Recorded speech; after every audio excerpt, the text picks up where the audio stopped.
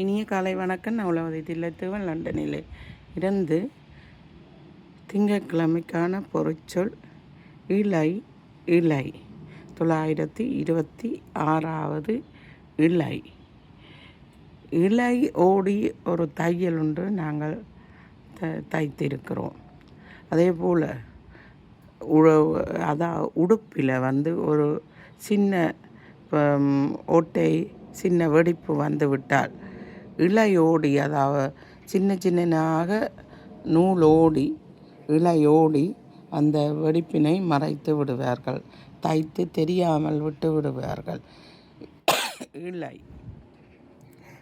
காலில் ஒரு காயமோ உடம்பில் ஒரு காயம் ஏற்பட்டு விட்டால் இலை, அதாவது தையல் போடுவார்கள். அந்த தையல் இலை நூல்கள் முந்திய காலத்தில் அந்த நூல்களை திரும்ப அந்த இலையை வெட்டி விடுவார்கள். இப்போது அது தானாக அது கரைந்து போய்விடும். எமக்கே தெரியாது என்ன நடந்தது என்று. அந்த இலை நூல்களால் செய்யப்படுவதும் தைத்து செய்யப்படுவதும் இலைதான். பஞ்சு அவற்றையும் இலை என்று சொல்லுவார்கள்.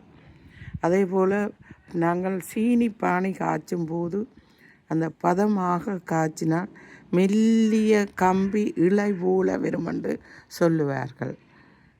நன்றி, வணக்கம்.